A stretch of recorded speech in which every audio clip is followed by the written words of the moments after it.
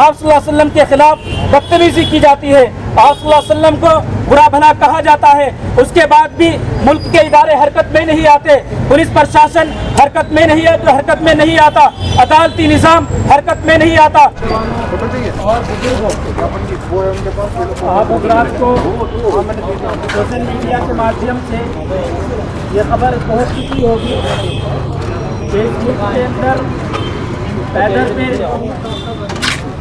آپ صلی اللہ علیہ وسلم کی شان عظمت میں اور نازیبہ الفاظ کا استعمال کیا جا رہا ہے، اور ہمارے لیے آپ صلی اللہ علیہ وسلم کی ذات اقدس اور آپ صلی اللہ علیہ وسلم کی حفاظت، آپ صلی اللہ علیہ وسلم کا ناموس کا دفاع کرنا ہم سب کا فرض منصبی ہے، اور ہم سب کا ماننا یہ ہے کہ آپ صلی اللہ علیہ وسلم کی ذات عالیہ کوئی نیشنل شخصیت نہیں، بلکہ آپ صلی اللہ علیہ وسلم کی ذات عالیہ انٹرنیشنل شخصیت ہے۔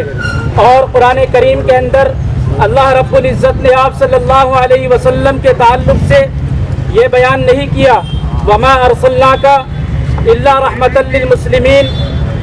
آپ صلی اللہ علیہ وسلم کے تعلق سے قرآن کریم کے اندر رحمت للعالمین کا شبد اور لفظ استعمال کیا گیا ہے۔ آپ صلی اللہ علیہ وسلم تمام عالم کے لیے رحمت بنا کر بھیجے گئے ہیں۔ جس طریقے سے اللہ تبارک و تعالیٰ نے اپنے آپ کو قرآن کریم کے اندر سورۃ الفاتحہ کے اندر الحمدللہ رب العالمین، تمام تعریف اس رب کے لیے ہے جو تمام عالم کا پالنہار ہے۔ اللہ رب العزت نے اپنے لیے کسی خاص کمیونٹی کا لفظ استعمال نہیں کیا، بلکہ اللہ رب العزت تمام عالم کے رب ہے، تمام مخلوق کے رب ہے، تمام انسانیت جمادات کے رب ہے۔ اسی طریقے سے آپ صلی اللہ علیہ وسلم کسی خاص کمیونٹی کے نبی نہیں ہے، بلکہ تمام عالم کے لیے اللہ رب العزت نے ان کو نبی بنا کر بھیجا ہے۔ اگر آپ صلی اللہ علیہ وسلم کی ذات اس ملک کے اندر تحفظ نہیں دیا جاتا، اگر آپ صلی اللہ علیہ وسلم کے ذات افعال کو، اقوال و اطہار کو تحفظ نہیں ملتا، تو انشاءاللہ ہم تب تک میدانوں میں رہیں گے اور تب تک ہم حکومت سے اپنا مطالبہ رکھتے رہیں گے جب تک ہمارے مطالبات کو تسلیم نہیں کیا جائے گا۔ کہ جو گستاخ رسول 2 مہینے پہلے مہاراشٹر کے اندر رام گیری نے آپ صلی اللہ علیہ وسلم کے شان میں نہایت بدتمیزی والے الفاظ استعمال کیے، اور الفاظ استعمال نہیں کیے بلکہ دعوت دی گئی ہے تاکہ وہ بھی گستاخی کر سکے۔ اسی طریقے سے کل 29 ستمبر کو جس طریقے سے یتی نرسنگھ آنند نے آپ صلی اللہ علیہ وسلم کی شان کے خلاف خالی گستاخی نہیں کی بلکہ گستاخی کرنے پر ابھارا ہے کہ محمد صلی اللہ علیہ وسلم کے پتلوں کو جلایا جائے۔ اور اللہ کی قسم، اگر آپ صلی اللہ علیہ وسلم کے تعلق سے آپ صلی اللہ علیہ وسلم کی شان کے خلاف اس طرح کی بدتمیزی کی جاتی رہی، آپ صلی اللہ علیہ وسلم کے خلاف گستاخیاں کی جاتی رہی، تو انشاءاللہ ہم خاموشی سے نہیں بیٹھیں گے۔ اگر ہمیں آخری حد تک جانا پڑا تو انشاءاللہ جائیں گے۔ ہم کب تک یہ گستاخیاں برداشت کرتے رہیں گے، کب تک یہ گستاخیاں سہتے رہیں گے؟ حکومت خاموش تماشائی بنی ہوئی ہے۔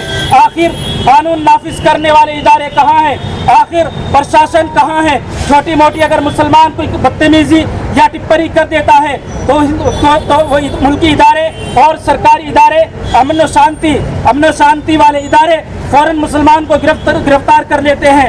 لیکن اتنی بڑی شخصیت کے تعلق سے آپ صلی اللہ علیہ وسلم کے خلاف بدتمیزی کی جاتی ہے، آپ صلی اللہ علیہ وسلم کو برا بھلا کہا جاتا ہے، اس کے بعد بھی ملک کے ادارے حرکت میں نہیں آتے، پولیس پرشاسن حرکت میں نہیں آتا، عدالتی نظام حرکت میں نہیں آتا۔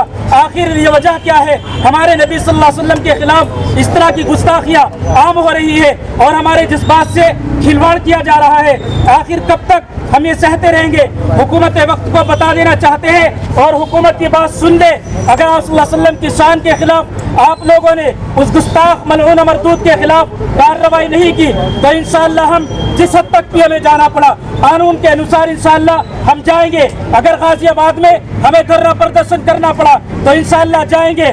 اگر دلی جنتر منتر پر جانا پڑا انشاءاللہ آپ صلی اللہ علیہ وسلم کے تقدس، آپ صلی اللہ علیہ وسلم کی حفاظت اور آپ صلی اللہ علیہ وسلم کی ذات عالیہ کی حفاظت کے لیے انشاءاللہ ہم ضرور جنتر منتر پر بھی جائیں گے اور حکومت کو جگانے کا کام کریں گے انشاءاللہ.